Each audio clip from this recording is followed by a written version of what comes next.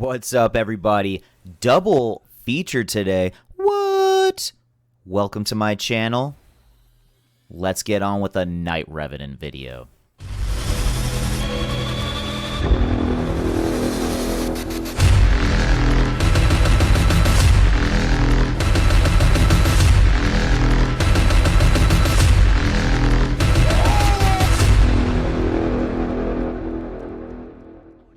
Welcome back, everybody, and I think it's about time. We go over Night Revenant.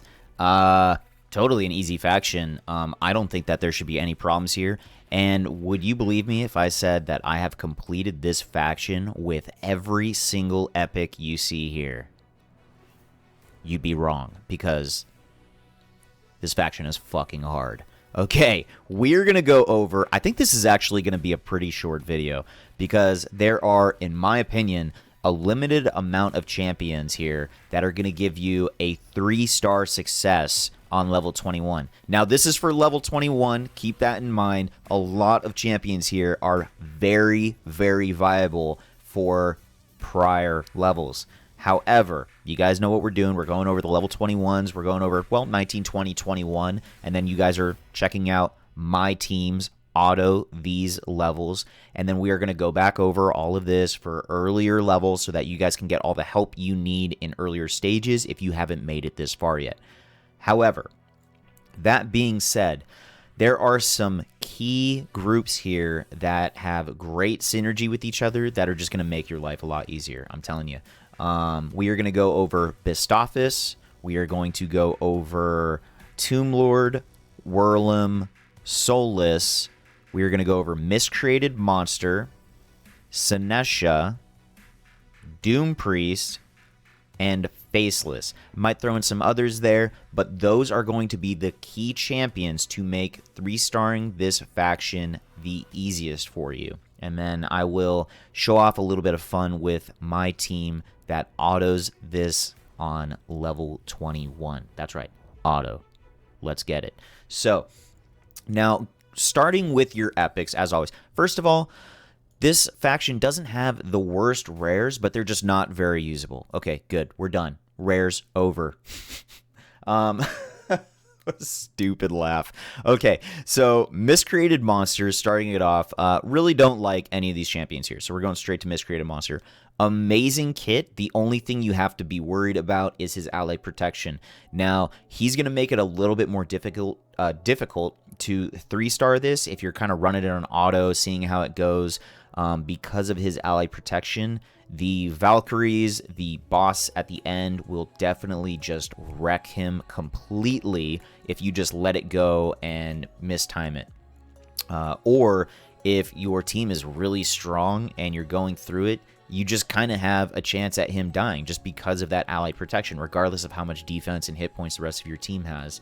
But I would recommend, personally for me, I think that the most success that I have seen Miscreated Monster run in for this is to put him in a stun set.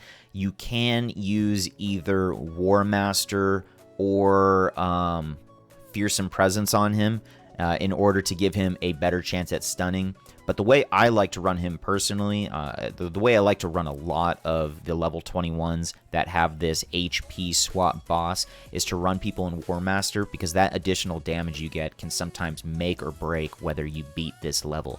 Keep that in mind, because it is going to be extremely important when you go to do your masteries for these factions.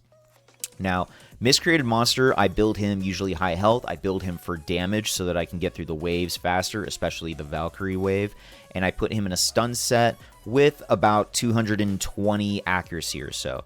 A great way, by the way, to kind of imagine or theory craft, if you will, the amount of accuracy you want for a level is just take the level that you are trying to complete and multiply it by 10, and that gives you an easy estimate of about how much accuracy you should have or shoot for to consistently land your debuffs when you're in these factions. So Miscreated Monster, again, amazing, amazing champion, whether it's his shields, the stuns, his allied protection during the waves, mostly, definitely not during the boss, is a great, just a great overall kit.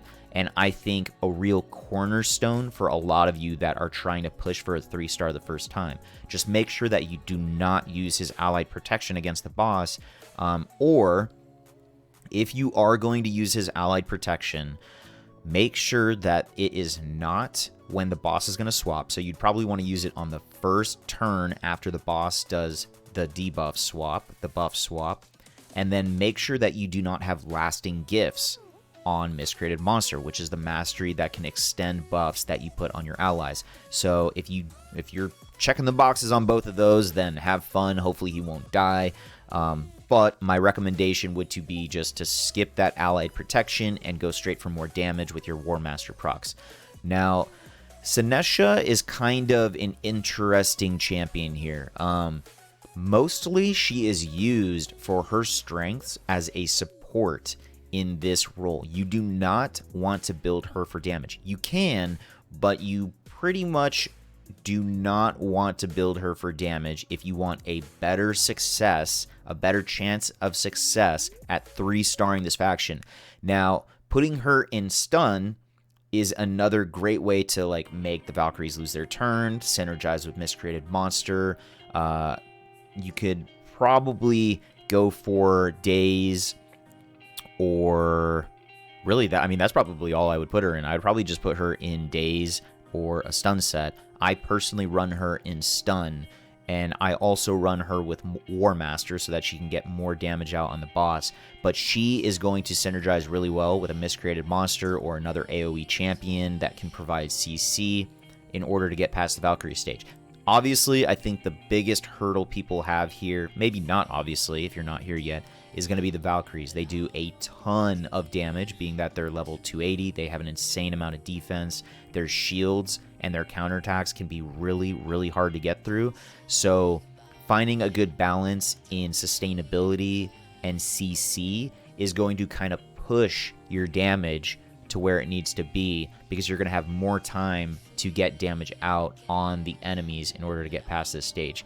If you can get past the Valkyries with the champions I'm going to give you, you should pretty much have no problem killing the boss. Now, I know I said Miscreated Monster is the cornerstone of this team, but it can be done without him.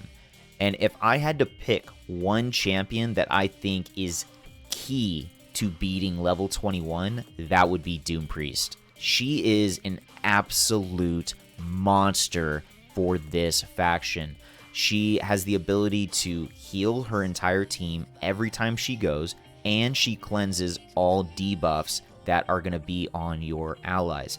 So that can be extremely important when you're going against the boss. If you don't have a block debuffs against this boss, then you're gonna want to use Doom Priest so that when all those debuffs are transferred back over your team, she can cycle through them quickly before the boss goes again to remove all those debuffs. So if you're using a Tomb Lord, let's say, and you have decreased defense, decreased attack on the boss, she can cleanse those once those are put back on your team, and then you're pretty much good to go. Free reign for some more damage for 3 turns. My only caveat would be build her as fast and as tanky as possible. Resistance, accuracy, none of that matters. The only other thing I would say is try to keep her crit rate extremely low. When you go against the Valkyries, you want to try and prevent your team from getting buffed as often as possible because of the Valkyries' turn meter manipulation passive.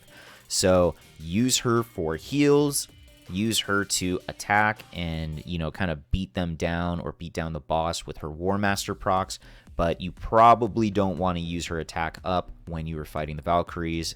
And if you have high crit, she will also, with her A1, place a buff on a random ally, which will kind of allow the Valkyries to pop off again, which can suck.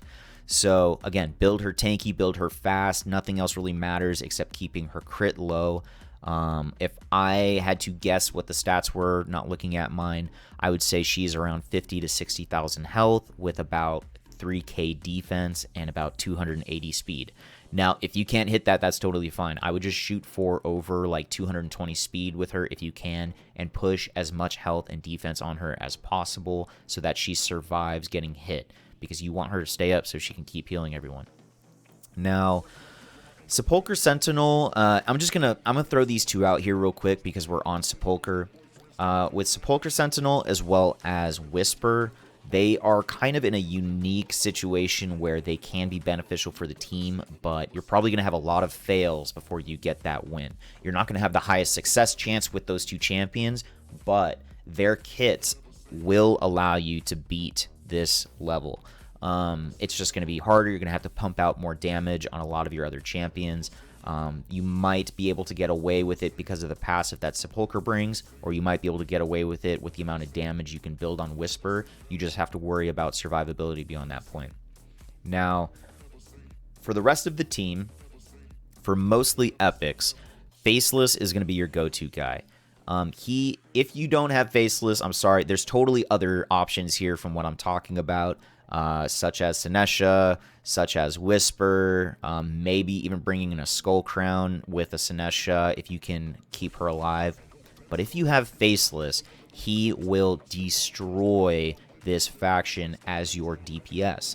Now, the only caveat is he's going to be a little bit weak. You can't build him defensively, right? Because you want him to get through the Valkyries as well as the boss. So what I recommend as an alternative to building him in, say, a Cruel set, or an immunity set, or a savage set, whatever you want to build him with, build him in a lifesteal set with as much speed as you can, so like around 200 speed, while getting his attack high and his HP high.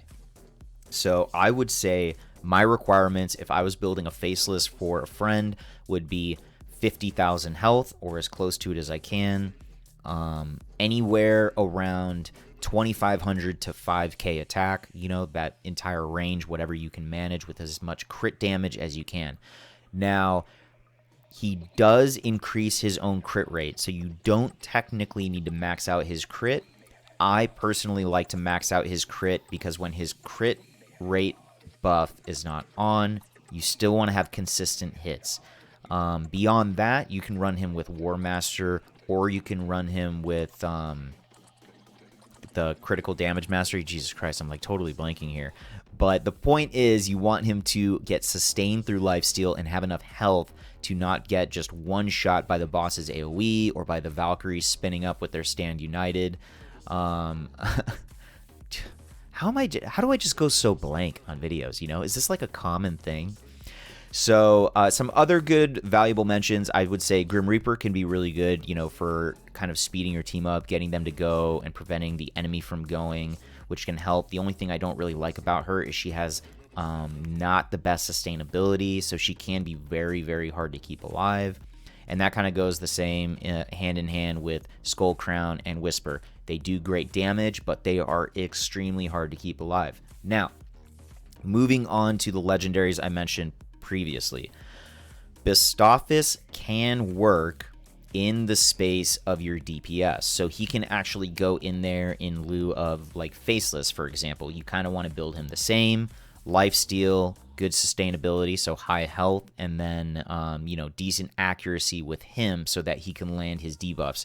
He did just get changed, so this ability now attacks all enemies instead of hitting randomly 4 times. So this can be really, really clutch for getting through the Valkyrie stage. So he's definitely viable, boys. I'm telling you, he works magic. I've used him. He's actually in a really, really good spot for this. But he will not allow you to auto. So if you are trying to use that as this goal of yours to watch this video and get an auto-friendly team, he's not really good for it. Now, Tomb Lord and Whirlim work really well with each other. They both synergize in a way that they decrease the damage from the enemy team and the speed, as well as increase the defense of your team. I love using them together, so I'm going to talk about them together. Tomb Lord himself is very, very helpful for completing this. If you don't have him, it's not impossible, but he makes it much easier. The reason why is he brings decreased defense and attack for both waves, but mostly, again, talking about the Valkyrie stage, which is going to decrease the damage output of both Errol, Warcaster, and the Valkyries, which is going to be super helpful. His poisons are actually going to help you a lot getting through that stage as well, because they have so much health that it will just chunk through them the more that it comes up. I personally run mine in a lifesteal set with Giant Slayer. I find it to work extremely well, and I run the accuracy tree in order to extend the amount of life on his poison so that it can tick for an extra turn. Whirlum, on the other side of that, I build actually as a DPS Whirlum. His strengthen and his increased defense provide a lot of sustainability and survivability for the team, and he can also put out a ton of damage. If you build him with enough accuracy, he can get some clutch freezes on both waves. Obviously, that's not going to work on the boss, but his A1 can actually hit super, super hard against the boss and really any of the enemies in this level. I like to run mine in a stun set. I think it's a really good complement to when I run Miscreated Monster for any extra CC that I can pump out, and it works really well with your DPS as well, having that he can do a increased crit damage buff for your team as well. Can we take like a shot for every time I say as well? New idea, next video, we'll get it. For the 2 legendary champions I do not have, Hegemon can be great, and honestly, congrats if you get him. He is an amazing champion throughout the game, but specifically for this faction, he can be helpful, being that he can lock out the enemy abilities, but it's not make or break. Really, he's coming through to kind of help you lock down the champion so that they can't use their abilities, but keep in mind, he still has to be survivable to get through that stage and through the boss. So you might want to actually build him tanky, fast, and with a good amount of accuracy so that he can just keep pumping that out. Now, Soulless kind of works in the same way Miscreated Monster might work or Sanesha might work in a stun set, but he brings taunt. You're going to want to build him with a fair amount of HP, which can hurt the amount of damage he outputs because he is a defense-based champion, but I find him best usable in a lifesteal or an immortal set that will keep him alive, and then primarily to offset the amount of damage that he's going to take when he provokes the enemy team.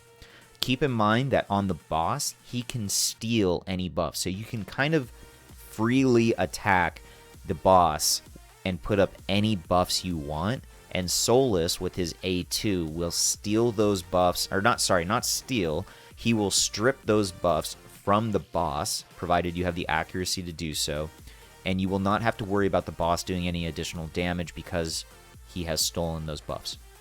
So, wow, I feel like I am out of breath here. That is Knight Revenant in a nutshell. I guess it wasn't as short as I wanted it to be. They are a difficult faction to beat.